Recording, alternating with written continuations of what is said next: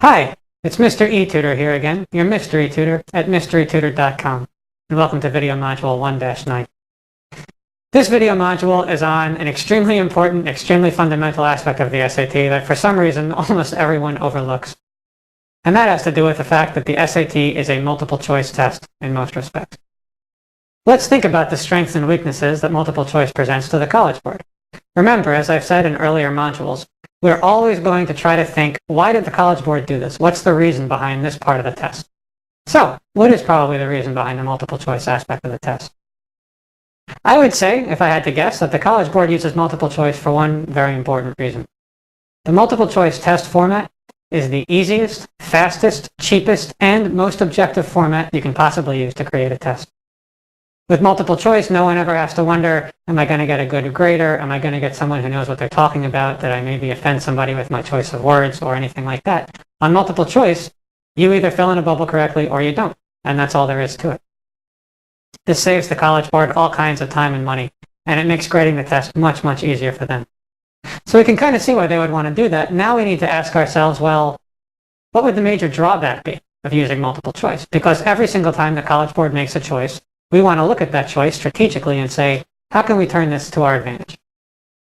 Well, one major, huge drawback of multiple choice, again, that almost everybody seems to forget about, is the fact that every single multiple choice question, by definition, places the correct answer to the question in front of every single test taker. Think about that. Millions of people take the SAT in a year.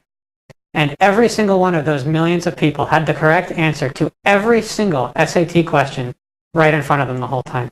And people still miss questions. Now let's think, why would that be? Well, the College Board is certainly very aware of the fact that if you put answers in front of people, it's going to be easier for them to figure those answers out. So they overcome this disadvantage with very, very, very sneaky wrong answer standards. In other words, the wrong answers will be designed according to particular rules, patterns, things of that nature, that make them extremely hard to distinguish from the correct answer.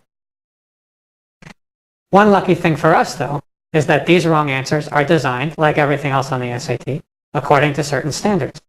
If we can identify the standards that are used to create the wrong answers for a particular question type, we can rely on those standards, we can expect them to come up in the future, and most importantly, we can learn very simple, quick, repetitive ways to beat them.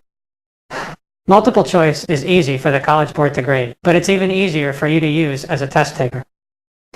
Remember, the SAT is not a test of what you know. Every multiple choice test, including the SAT, is really a test of your ability to separate the one absolutely correct answer choice from the 4 incorrect answer choices. That's what it is. It's about separating. It's about recognizing patterns, recognizing standards, knowing how to use them. It is not, I repeat, not about what you know. Now, that's a pretty useful thing to understand, isn't it? And I bet you didn't know that before you watched this. Well, there's a lot more, so keep watching, and remember, it's easier than you think.